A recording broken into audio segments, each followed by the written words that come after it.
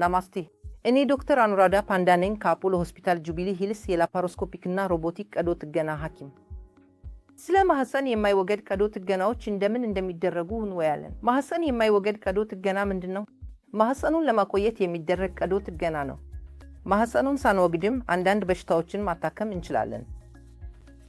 ይህንን ማህፀን የማይወገድ ቀዶ ጥገና ብለን እንጠራዋለን። አሁን ግን ማንኛውንም ትንሽ ችግር ሲኖር ወይም ማህፀኑን ማውጣት ወይም ሂስቴሬክቶሚ ማድረግ አሁን የተለመደ ነገር አይደለም። ማህፀኑን በመቆየት ሊደረጉ የሚችሉ ብዙ ነገሮች አሉ። ስለዚህ ማህፀኑ ሲቀመጥ የዳር ድጋፍ እና ኦቫሪዎቹም ይቀመጣሉ። ሂስቴሬክቶሚ ሲደረግ ደግሞ ሜኖፓውዝም በቀደም ሊመጣ ይችላል። በአማካይ ከሂስቴሬክቶሚ በኋላ ሜኖፓውዝ 1 እስከ 5 ዓመት በፊት ሊመጣ ይችላል። ማህፀኑን እንደገና እንደምንወጣ የደም አቅርቦቱን ከአንደኛው በኩል እንቆርጣለን። አንዳንድ ሁኔታዎችን እንደ ልዩ የደም ፍሳሽ እንደምንወያ እንቀጥላለን። ሴቶች ልዩ የደም ፍሳሽ ሊኖራቸው ይችላል፣ ምክንያቱም ፖሊፖች ወይም ፋይብሮይድ ስለሆነ። ፋይብሮይዱ ወደ ማህፀኑ ቤት ከተገፋ እንኳን ሂስቴሮስኮፒ ማድረግ እንችላለን። ሂስቴሮስኮፒ ማህፀኑ ውስጥ ቴሌስኮፕ ማስገባት ነው። ፖሊቼ ወይም ፋይብሮይድ አለዎት እንደሆነ እንመለከታለን። አዲስ መንገዶችን በመጠቀም ፖሊከን ማስወገድ እንችላለን። በመሳሪያዎችና የኃይል መሳሪያዎች ፖሊቼን መቁረጥ ወይም ፋይብሮይዱን ማስወገድ እንችላለን። ከዚያም ደህና ትሆናለህ። ውስጥ ምንም ካልተገኘ እና ሆርሞናል ችግር ብቻ ከሆነ የኦንጄድ ሌቮኖርጀስትሬል የማህፀን ውስጥ መሳሪያ ማስገባት እንችላለን። ይህ መሳሪያ ሆርሞኑን ለ5 ዓመት በቀጥታ ይሰጣል እና በቀስታ ማህፀኑ ውስጥ ሲኖር ወርሃውት ሊያቋርጥ ይችላል። እንዲሁም ይህ ማይፌና ወይም ወንጌሄድ ለአዲኖማይሲስም ሊሰራ ይችላል። አዲኖማይሲስ በመጀመሪያ ደረጃ ከሆነ ወይም በጣም አያስቸግርህም ከሆነ ብዙ ጊዜ ልኮ ራሱ ደግሞ ደም መፍሰስ እና ህመምን ሊቀንስ ይችላል እና አዲኖማይሲስም በዚህ መንገድ ሊታከም ይችላል።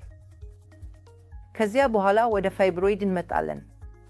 ፋይብሮይድ ሲኖር ሴት ማህፀኑን ማቆየት ሊፈልግ ትችላለች። ስለዚህ ማርሜክቶሚ ተብሎ የሚታወቀውን ቀዶ ጥገና እናደርጋለን። ይህም በላፓሮስኮፒ፣ በሮቦቲክ፣ በሂስቴሮስኮፒ ወይም በክፍት ቀዶ ጥገና ሊደረግ ይችላል። ይህም የሚደረገው ዶክተሩ በማህፀኑ መጠን ላይ በመመርኮዝ የሚወስነው መንገድ ነው።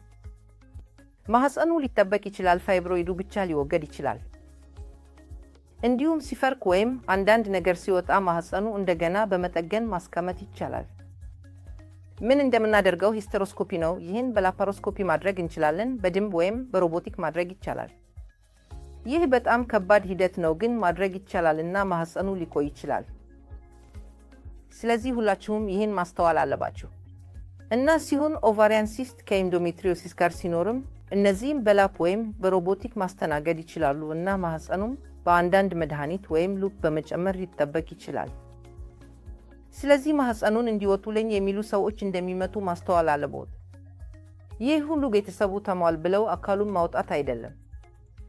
ስለዚህ ማህፀኑን በውስጡ መቆየት ብዙ ጥቅሞች አሉት፣ ከወሲባዊ ተግባሮ ጀምሮ እስከ ኦቫሪያን ተግባሮ ድረስ እና በፔልቪክ አናቶሚ ውስጥ ያለው ሁሉም ነገር ይጠበቃል። ስለዚህ እኔ የምሰማው ሁሉ በአስፈላጊነቱ ሲሆን ማህፀኑን ያውጡ እና ሁል ጊዜ ከሐኪም ጋር በማወያየት ማህፀኑን የሚጠብቁ ወይም የሚያስቀሩ ቀዶ ጥገናዎች ከነሱ የሚደረጉ እንዳሉ መጠየቅ ይችላል። አመሰግናለሁ።